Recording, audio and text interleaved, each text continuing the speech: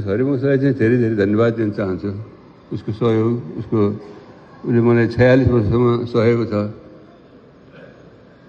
46 वर्षसम्म सहनु भनेको कम सही होइन। हरिवंशलाई धेरै धेरै धन्यवाद छ। हरिवंशको आमा बुवालाई धन्यवाद छ।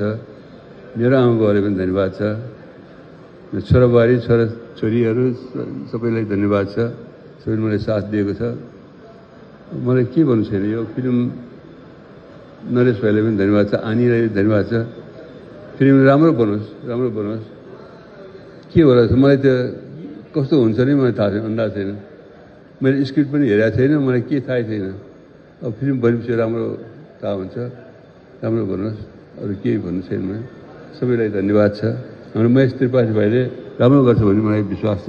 किनभने परान फिल्ममा निरसाजीको कान्छो छोरा भएर खेलेको उहाँको अभिनय पराकाष्ठ एकदम यो।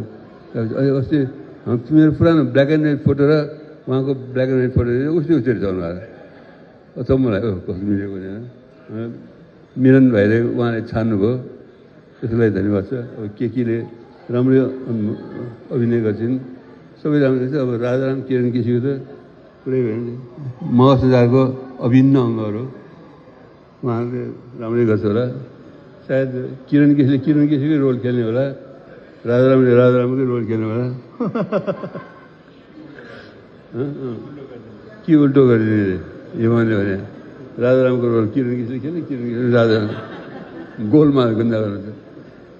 जोस मिलाएर गर्नुहुन्छ। सबै पत्रकार भाइ बहिनीहरूलाई, पत्रकार ज्यूहरूलाई धेरै धेरै धन्यवाद छ।